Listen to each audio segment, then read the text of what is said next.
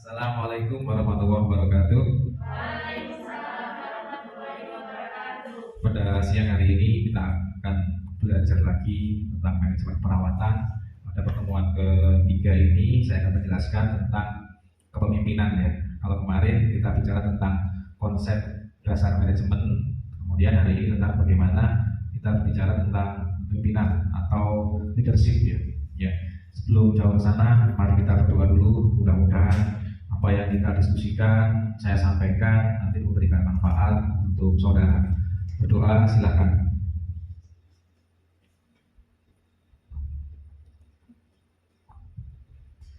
Terima kasih.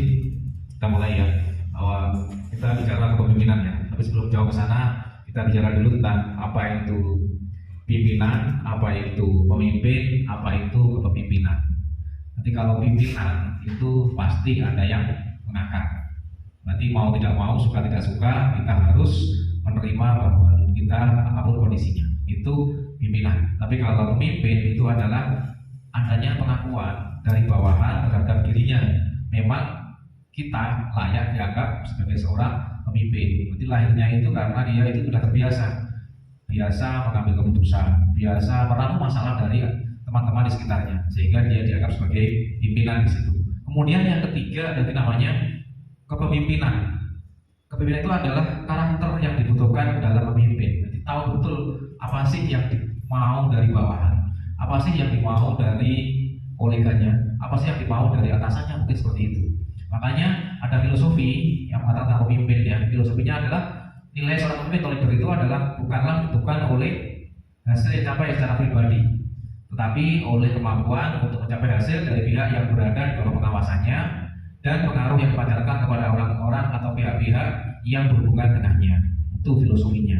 Saya katakan tadi awal ada beda antara pemimpin, pimpinan, dan kepemimpinan. Nanti ada karakter di situ. Sekarang kita lihat apa itu secara definisi.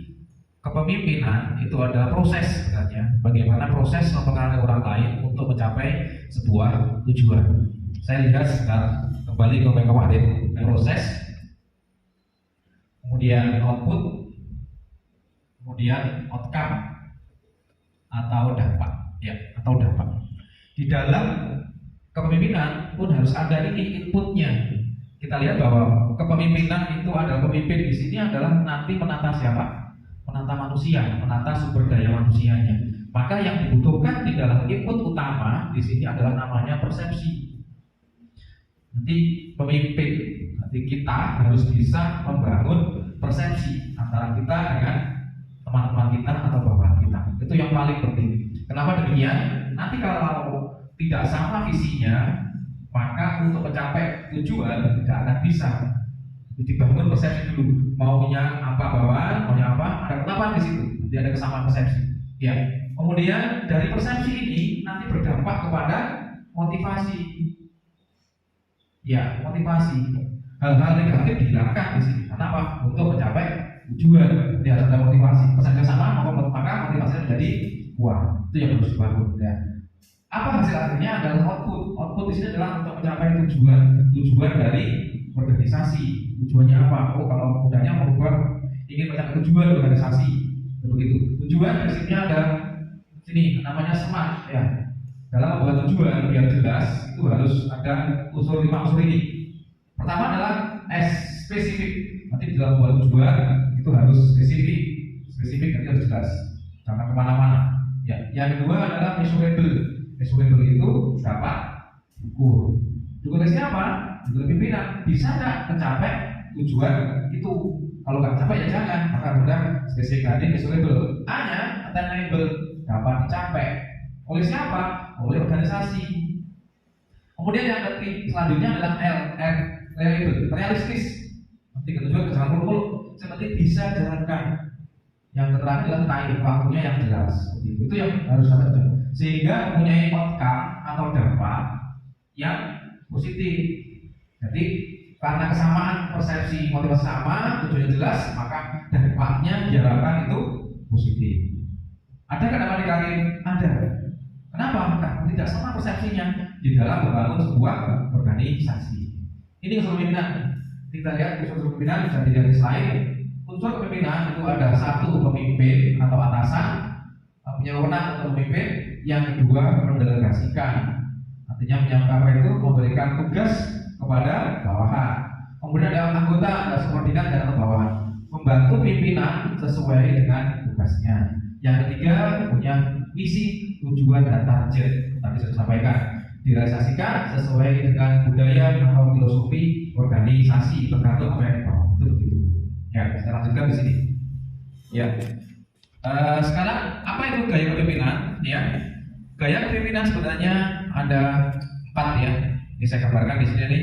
Ada namanya democratic leadership, kemudian autocratic leadership, kemudian free leadership, kemudian dari democratic dan autocratic lahir dari paternalistic leadership seperti itu. Sekarang kita masuk ke satu. Kepemimpinan otoriter. Gaya kepemimpinan di mana kegiatan semua dilakukan oleh pimpinan. Bahwa tidak boleh nolak, bahwa tidak boleh berpendapat, bahwa tidak boleh menyanggah. Wewenang mutlak di atasan. Kemudian perusahaan kebijakan dibuat oleh pimpinan tanpa konsultasi dengan karyawan. Itu langsung semua dipimpinan semua. Pimpinan menuntut kesetiaan dan prestasi dari bawahan secara sempurna begitu. Ini yang otoriter. Yang kedua adalah demokratis. Nah, demokratis artinya seluruh kegiatan itu ada pelibatan dari bawahan. Di bawahan jangan diskusi, jangan ngomong. Nanti apa-apa diskusi dulu. Berarti semua karena bersama diskusi begitu. Nanti ada komunikasi dua arah antara bawahan dengan pimpinan.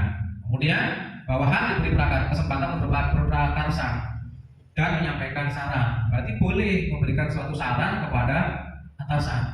Kalau nggak sesuai seperti itu. Ujian kritik kepada bawahan diberikan secara seimbang. Kritik ya boleh, tapi juga harus bisa memberikan solusi. Itu begitu. Tapi kalau otoriter, pokoknya bawahan harus manut setia pada pimpinan. Itu begitu. Kemudian yang ketiga, kepemimpinan bebas kendali atau free leadership. Gaya kepemimpinan yang percaya pada supervisi minimal dan menyerahkan sebagai urusan kepada bawahan. Apa cirinya? Cirinya itu adalah menyerahkan sebagian besar urusan kepada bawahan. Pengawasan secara kepada bawahan sangat minimal. Wis, pokoknya dilihat bagus ya sudah. Kemudian yang ketiga, prakarsa selalu datang dari bawahan. Jadi ide dari bawahan, dari bottom up begitu. Kepemimpinan pribadi lebih utama daripada kelompok, begitu. Yang kelima, hampir tidak ada pengarahan dari atasan. Yang keenam, pimpinan hanya berkomunikasi apabila diperlukan oleh bawahan. Ada yang ditanyakan mungkin? Silahkan. Ada? Belum ya? Oke, bisa lihat dulu. Sekarang gaya kepemimpinan tiga gaya tadi. Gaya pertama adalah memaksa. Memaksa itu autokratik atau otoriter. Pemimpin mengambil keputusan, anggota harus taati. Itu memaksa berarti. Yang kedua, untuk anggota baru tidak disiplin, prestasi turun. Sudah. Yang ketiga, untuk mulai usaha baru, usaha dalam kondisi kritis itu bagus. Kritis otoriter, tidak perlu lagi yang lain. Kemudian yang kedua, terpimpin, demokratik atau konsultatif. Apa itu? Pemimpin dan anggota bersama-sama membuat pemecahan sebuah masalah. Ada diskusi, ada masih dua arah. Yang kedua adalah anggota mengungkapkan gagasan, pemimpin mengarahkan. Jadi begitu, jadi saling, jadi begitu. Yang ketiga bebas, free, partisipatif. Apa itu? Apabila diberi kebebasan mengembangkan karirnya. Kalau udah kondisi perusahaan, konsolidasi bagus, maka itu bisa dilaksanakan. Kondisi sudah safe, sudah settle organisasinya bagus. Tapi kalau masih merintis, mau tidak bagus, otoriter. Bagaimana caranya harus begini-begini. Kenapa? Melihat pengalaman dari pimpinan begitu. Untuk anggota bertampilan tinggi, cerdas, bagus, motivasinya bagus, itu begitu. Jadi ini yang dikembangkan. Di mana yang paling bagus nanti saya jelaskan. Kemudian selanjutnya adalah teori dua kontinum, ya. Teori kemauan manusia seperti ini. Kita lihat di sini ya. Ada mana yang paling bagus, semuanya bagus sebenarnya. Kalau kita adalah autokratik, demokratik dan free ya. Kita lihat di tabel itu dan juga nanti tabel yang jelas lagi bahwa kemauan manusia adalah kemauan berkuasa, need of power. Kemauan teori-teorinya. Dan yang kedua adalah kemauan berkawan, need of affiliation. Yang ketiga kemauan berprestasi, need achievement. Artinya begini, dalam kita memimpin sebuah lembaga, kita harus tahu dulu maunya apa sih? Maunya berkuasa, maunya adalah berteman, atau maunya berorganisasi. Berarti bagaimana ini? Melihat situasi kondisi sebuah organisasi. Kepemimpinan yang baik bagaimana? Kepemimpinan yang situasional. Apa itu? Fleksibel, kemudian berubah karena waktu, adaptif terhadap lingkungan. Jadi harus seperti itu, atau bisa adaptasi dengan lingkungan. Ini mudah gambarnya. Ini seperti ini gambarnya. Kalau ini otoriter, otoriter itu dari pimpinan. Dengan lihat di sini, ya, pimpinan itu langsung di tengah, kemudian langsung semuanya ditunjuk. Pokoknya kamu harus manut sama saya, karena saya adalah pimpinannya. Ini otoriter. Kalau demokratis apa? Bawahan dan atasan saling komunikasi. Ya, saling komunikasi. Nanti ada komunikasi dua arah. Oh, ini nggak pas, diskusikan. Ini nggak pas, diskusikan. Seperti itu. Ini yang demokratis. Kalau berkendali itu terserah. Ya, itu begitu. Nanti pimpinan langsung mengarahkan berhubungan bawah juga dengan bawahan, terbawah juga demikian. Itu saling. Itu bebas kendali. Tapi masing-masing anggota organisasi, masing-masing bawahan, kalau bebas kendali itu harus tahu job desk-nya, tahu tugas dan fungsinya, tahu tugas dan perannya, seperti itu. Ya, ini arah komunikasi dan gaya kepemimpinan. Sekarang saya lanjutkan tentang jenjang kepemimpinan dan visi kuncinya. Jadi saya di sini, kita lihat di sini ya. Ini yang terjadi. Ya. Ini gambarannya seperti ini ya.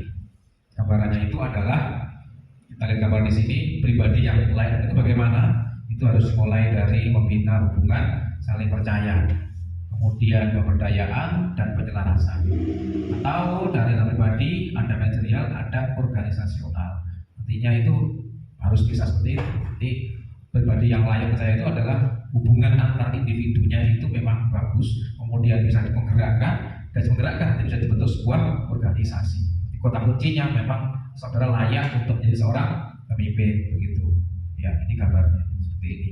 Ya, ini insight artinya di dalam diri kita itu akan mampu kalau ada 3 unsur ini masuk di dalamnya.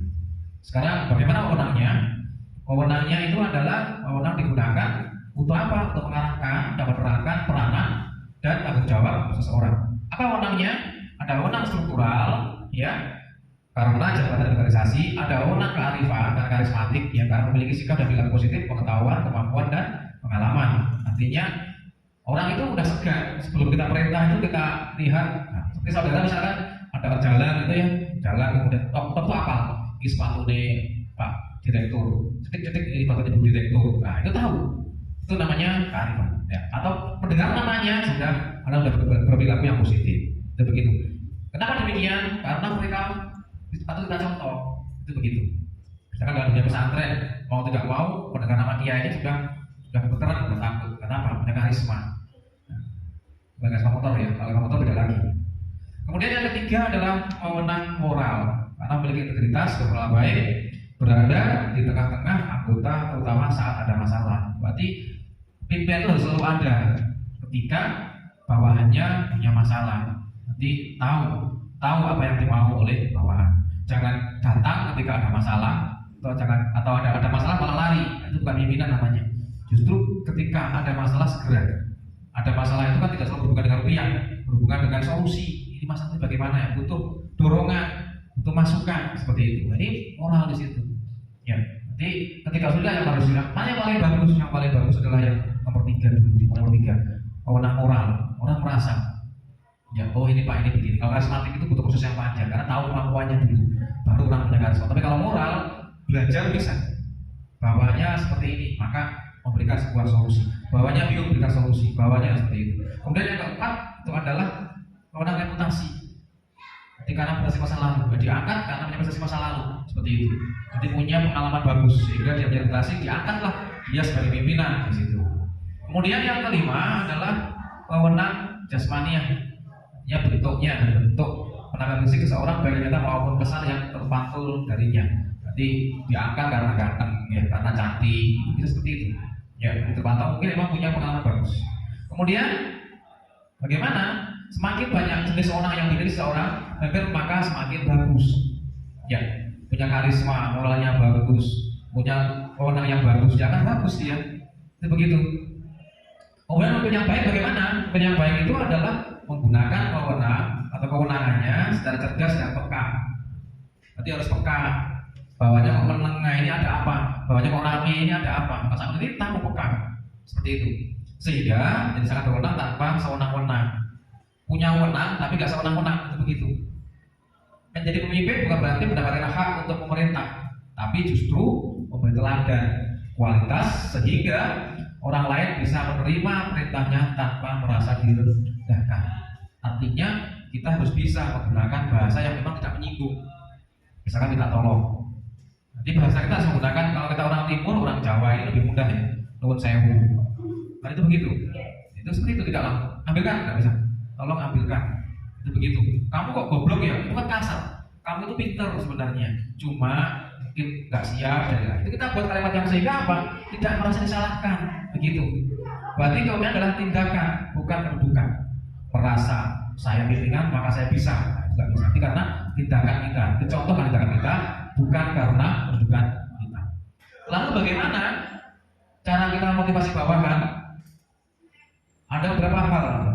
Di antaranya adalah tegur, tapi jangan kasar. Ya. Jangan panggil namanya langsung. Panggil ibu, panggil mbak, panggil mas. Jangan panggil om. Ya. Ditegur dengan jangan kasar. Tapi panggil nama yang baik.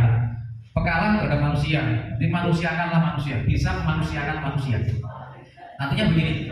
Kalau teman saudara ini salah, jangan salah. Bapak salah, jangan salah. Tapi kalimatnya Anda itu mungkin kurang tepat, sehingga nah, kemudian yang ketiga, bijaksana terhadap hal-hal sensitif. Apa?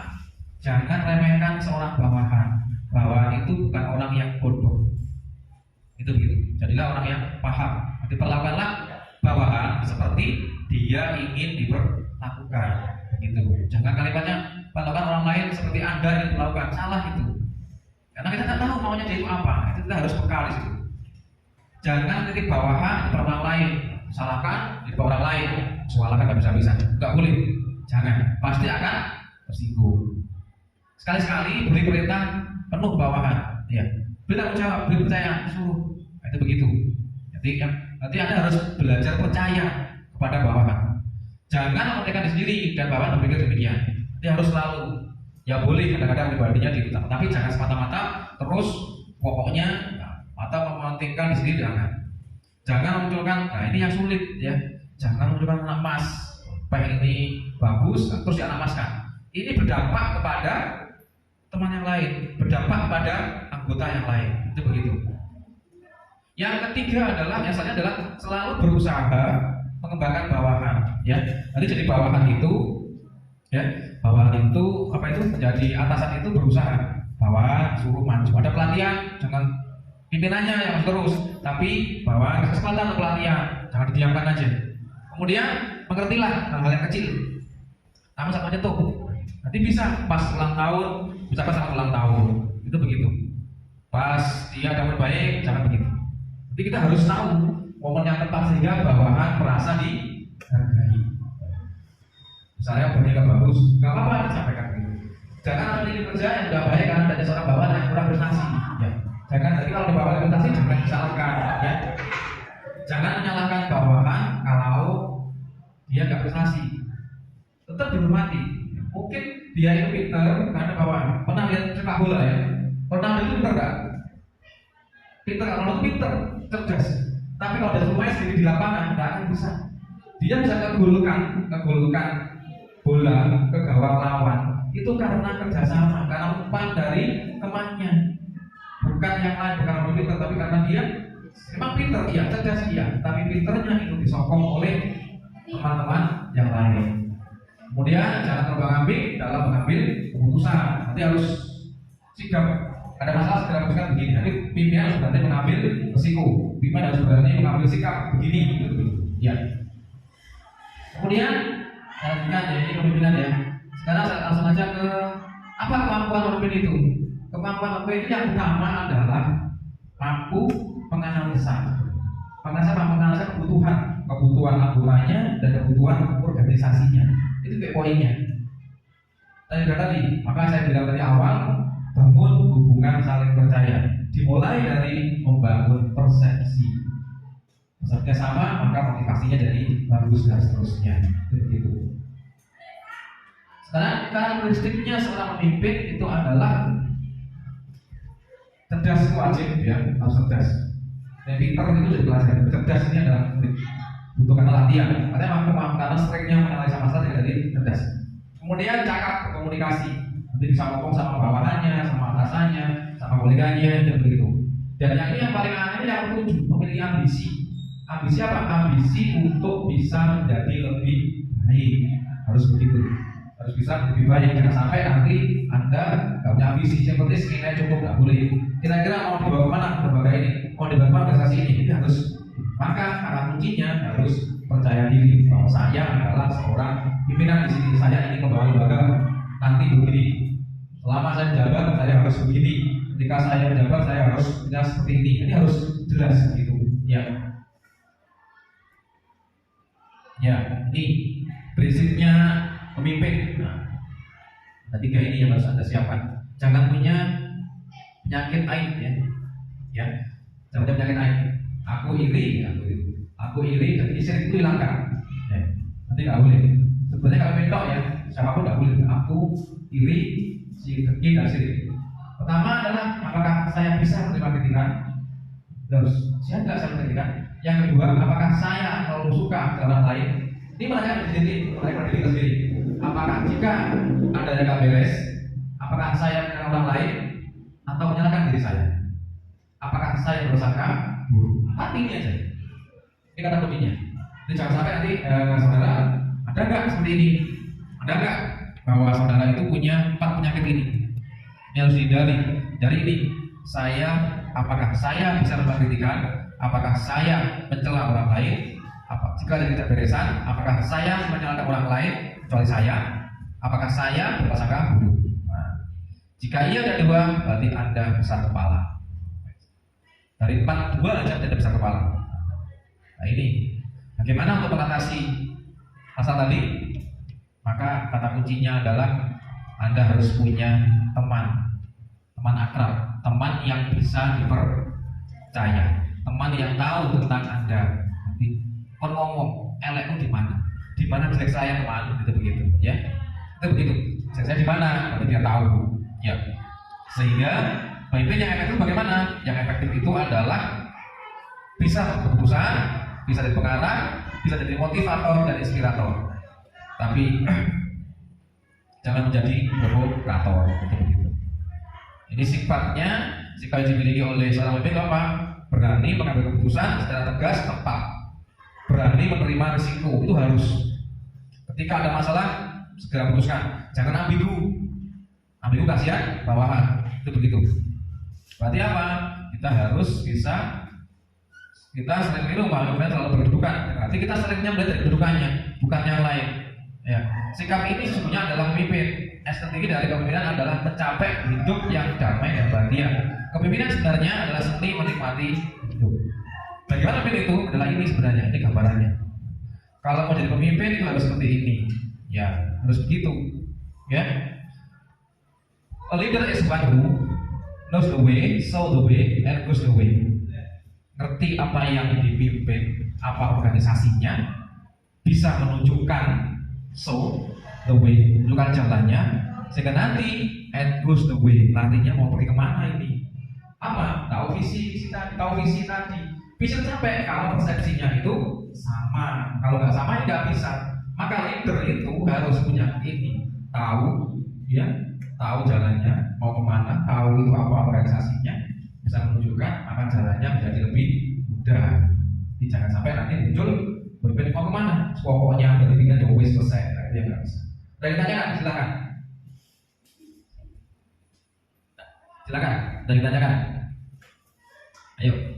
Wait atau better. Ayo kita diskusi. 1-2 pertanyaan, silakan. Ya, silakan. Ya, silakan. Seperti apa gaya kepemimpinan ideal menurut Bapak? Oke, sebenarnya mana yang paling bagus ya? Yang paling bagus seperti apa sih pemimpin itu? Sebenarnya itu adalah situasional. Kalau lembaga ini baru berdiri, mau tidak mau, suka tidak suka, saya harus otoriter.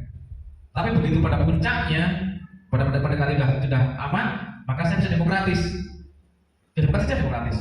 Tapi ketika saya sudah pada puncak, sudah settle semua, saya bisa laissez faire. Wis, cuek boleh. Tapi kita tahu kondisi, situasi, tujuan dari masing-masing itu, tahu semuanya. Kita bisa mengendalikan, tahu karakter dari para bawahan, tahu, dan bawahan mengerti pada kondisi kita, bagaimana karakter saudara sebagai pemimpin, dan pemimpin tahu betul karakter dari sebagai seorang anggota. Jadi sangat situasional penggunaannya. Itu seperti itu. Itu ya. Yang lain kalau sedikit, silakan. Ya, silakan. Bagaimana cara Bapak menghadapi konflik ketika menjadi seorang pemimpin? Oh iya, bagaimana cara menghadapi konflik sebagai seorang pemimpin? Saya ibaratkan begini, saya ngomong penyakit sedikit ya. Kita kan sering ya, mungkin Anda juga sering jadi para wanita.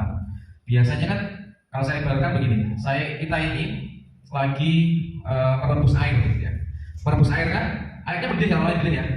Ketika air mendidih itu, biar nggak mendidih ada apa kan? Anda matikan. Nggak perlu kan ada tambah air lagi? Anda matikan. Kenapa dimatikan?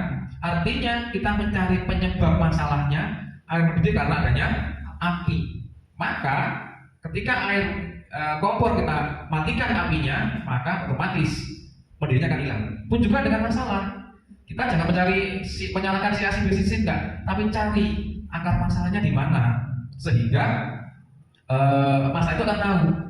Sebab ketika konflik terjadi, pasti antar anggota saling menyalahkan dan saling membenarkan. Pemimpin harus bijak, tidak bisa langsung pakai otoriter, tidak bisa. Itu begitu. Nanti harus tahu. Makanya saya bilang tadi, tahu persepsi, maka bisa untuk diselesaikan. Tapi kalau nggak sama persepsinya, itu berbeda. Seperti itu. Satu lagi, silakan. Gimana ya Pak cara ciptakan kerja yang kondusif? Cara menciptakan lingkungan kerja yang kondusif. Oke, bagaimana cara menciptakan ruang kerja yang kondusif ya, biar di ruang kerja itu nyaman ya, di ruang kerja itu nyaman. Yang utama itu adalah tadi saya bilang membangun persepsi. Masing-masing anggota itu harus tahu visinya apa. Masing-masing anggota itu kita bertanya, tapi harus tahu apa motivasi mereka itu bekerja. Harus tahu dulu. Tapi yang utama adalah ada 3 hal dalam pemimpin. Pemimpin itu ketika tahu masing-masing anggota, maka kita sebagai pemimpin harus bisa menempatkan di mana, right man, di mana dia, siapa manusia itu, siapa karyawan itu, siapa tenaga kerja itu, siapa bawahan kita. Yang kedua, right place, dia di mana yang paling tepat, cocoknya di mana. Oh, dia di TU, dia itu mungkin di bagian marketing, dia itu di bagian sarana prasarana, di mana? Kita harus tahu dulu karakter. Penggayanya tangannya utik-utik kayak uwi, mungkin ini dia bagian ketik aja, dilampiaskan di ketik. Dia mumet, kayak kerja kayak duduk, aku di marketing aja ini. Begitu. Kemudian yang ketiga adalah right job. The right man, right job, right place. Nanti kondusif. Itu begitu. Kalau 3 terbentuk, maka akan jadi kondusif. Kalau tidak terbentuk sulit. Karena apa? Orang akan memilih. Gak nyaman aku di sini, gak nyaman aku di sini, gak nyaman aku di sini. Seperti itu. Ya, mungkin itu yang bisa saya sampaikan. Mudah-mudahan apa yang kita bicarakan, diskusikan hari ini, pertanyaan-pertanyaan yang mungkin belum terjawab, nanti bisa lewat WA kepada saya, dan akan saya jawab. Terima kasih. Kalau saya mohon maaf, tidak bertanya. Wassalamualaikum warahmatullahi wabarakatuh.